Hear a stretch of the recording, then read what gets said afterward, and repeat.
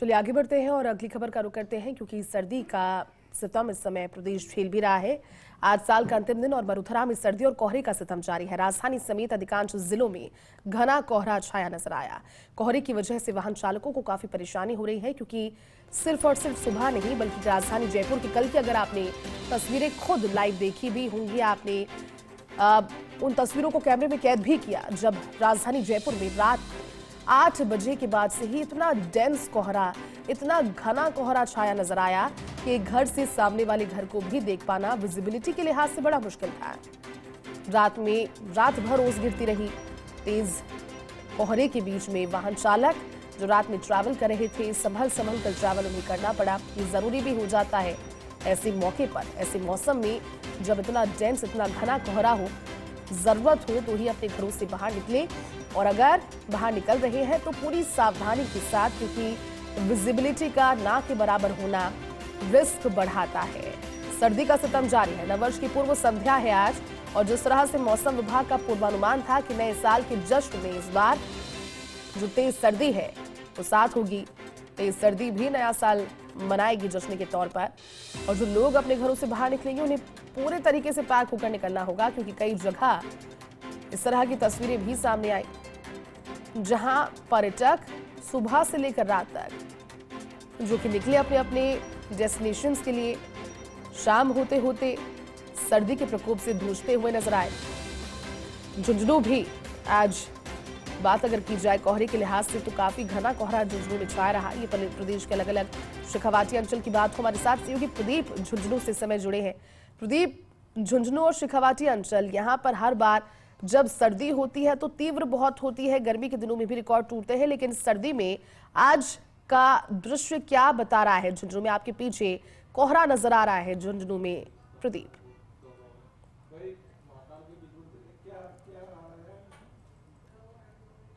जी बिल्कुल जयती, प्रदेश भर में कड़ाके की सर्दी का दौर जारी है, तो शेखावाटी का झुंझुनू जिला भी अछूता नहीं है। यहाँ पर लगातार 26 दिसंबर के बाद यहाँ कड़ाके की सर्दी पड़ रही है, तो वहीं ये जो कोहरा है वो यहाँ आमजन के लिए तकलीफ देह साबित हो रहा है। आज भी ये कोहरा है, 31 दिसंबर है, और कड़ाके के ठंड के साथ जो कोहरा है वो इसकी दृश्यता है वो भी यहाँ पर कम नजर आ रही है। करीब 40 से 50 फीट की जो दृश्यता है वो यहाँ आज सुबह 7 बजे तक देखी गई है, और लगातार ये जो कोहरा है वो 10 बजे तक यहाँ झुंझुनू में देखा जा रहा है पिछले 3 दिन से। लेकिन 10 बजे के बाद में 3-4 बजे तक यहाँ हल्की धूप खिलती है, जिससे आमदन को जो सर्दी है उससे राहत तो मिलती है, लेकिन शाम ढलते ही 4 बजे बाद में फिर से जो उत्तर से जो हवाएं हैं वो अपना रुख अख्तियार करने लग जाती है, और कड़ाके की सर्दी रात को इतनी तेज हो जाती है कि लोग रजाइयों में,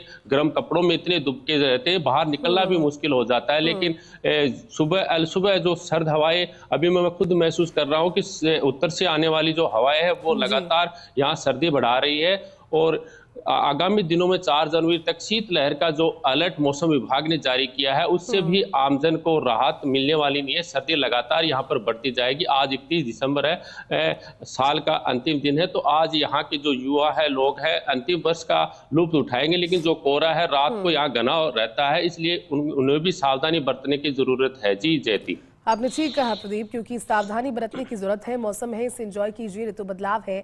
बने रहे हमारे साथ में। कोटा, माफ कीजिएगा, माउंट आबू से सहयोगी कमलेश प्रजापत भी इस समय हमारे साथ जुड़े हैं। कमलेश, आज 2024 का अंतिम दिन है, आज नववर्ष की पूर्व संध्या भी होगी, सूर्योदय भी हो गया है, लेकिन माउंट आबू जो कि इकलौता हिल स्टेशन है प्रदेश का, वहां पर सर्दी के लिहाज से आज की तस्वीरें क्या बयां कर रही है? कमलेश,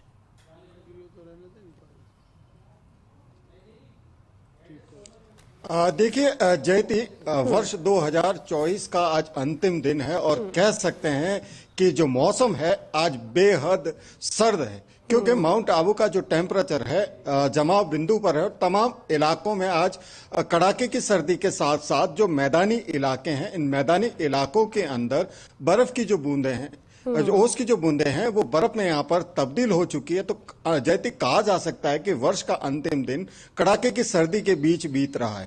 वर्ष 2024 का आज अंतिम दिन है और इस अंतिम दिन को यादगार बनाने के लिए लोग देश के अलग अलग कोनों से यहाँ पर पहुंच रहे हैं और माउंट आबू की इस सर्दी के बीच कह सकते हैं कि नए साल का जो जश्न है, आज होटल्स कहें या फिर तमाम जो छोटे बड़े होटल्स हैं, उन तमाम होटल्स में आने वाले पर्यटकों के लिए व्यवस्थाएं की गई है ताकि साल यादगार हो सके। मेरे सहयोगी छगन राणा मेरे साथ है, कुछ तस्वीरें दिखाना चाहूंगा कि देखिए माउंट आबू की जो खूबसूरती है इस सर्दी के मौसम में एक अलग खूबसूरती यहाँ पर नजर आती है। अरावली का यह सबसे ऊंचा शहर है और इस शहर के अंदर जो मौसम की बात करें तो मौसम बेहद सर्द है। कुछ लोग भी हैं, उनसे बात करने की कोशिश करूंगा।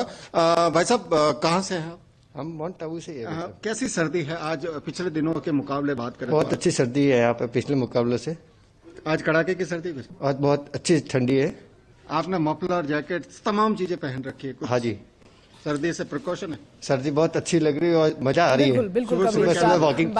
प्रदेश में लगातार सर्दी का सितम जारी है, लेकिन नववर्ष की पूर्व संध्या पर अलग अलग शहरों में सर्दी को लेकर क्या तस्वीर है वो बयां कर रहे हैं। हमारे साथ में उदयपुर से सहयोगी नारायण भी जुड़े हैं। नारायण, उदयपुर भी इस समय पर्यटकों से एक और गुलजार है। दूसरी ओर आज 2024 का अंतिम दिन। इसी बीच उदयपुर में अगर बात की जाए ग्रामीण से लेकर शहरी अंचल तक सर्दी के प्रभाव की, कोहरे को लेकर क्या अपडेट है कोहरे पर और सर्दी पर?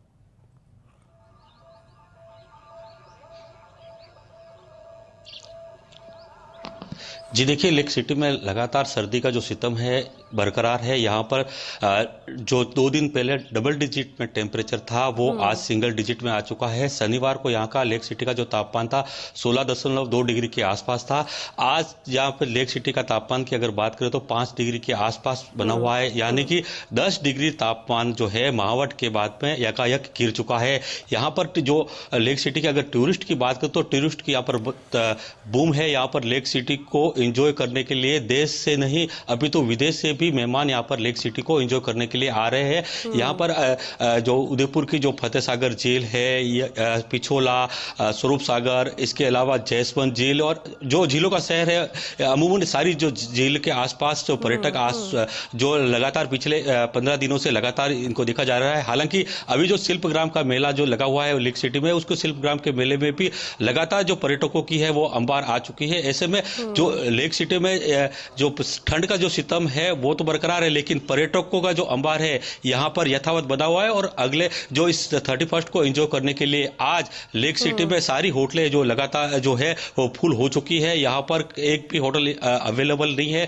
लेकिन जो ग्रामीण इलाकों की अगर बात करें तो यहाँ पर कृषि बाहुल्य क्षेत्र है। जयसवंत का जो कैचमेंट एरिया है, वही मावली, फतेहनगर और जो वल्लभ नगर का जो इलाका है, यहाँ पर जो कृषि बाहुल्य क्षेत्र है, यहाँ पर जो मावट हुआ उसके बाद में किसानों के चेहरे पर खुशी का माहौल है, क्योंकि जो मावट जो एक पिलाई का जो दौर था वो इस मावट से पूरा हो चुका है, जिससे किसानों की फसलों को एक संजीवनी मिली है और इनकी जो एक पिलाई जो करनी पड़ती थी वो नहीं हो पाई, जिससे किसानों को यहाँ पर चेहरों पर खुशी। हालांकि जो निचले के जो पहाड़ी जो जैसे गोगुंदा और आसपास के इलाके यहाँ पर 2 डिग्री के आसपास है, क्योंकि भोमट का पठार होता है, यह माउंट आबू से सटा हुआ इलाका है, जिससे यहाँ पर जो तापमान है सायरा, गोगुंदा और पिंडवाड़ा, झाड़ोल की तरफ जो इलाका है, यहाँ पर जो तापमान है वो लगातार जो न्यूनतम तापमान की एकदम गिरावट आ चुकी है और 3 से 4 डिग्री के आसपास तापमान है। यहाँ पर सुबह भी हल्की बर्फ की चादर खेतों में देखी गई थी। जी ठीक है नारायण और कमलेश, आप दोनों का शुक्रिया हमारे साथ जुड़ने के लिए और तस्वीरों को लेकर के जो बातें आपने जानकारी के तौर पर साझा की, उन दोनों की तस्वीरों के लिए शुक्रिया।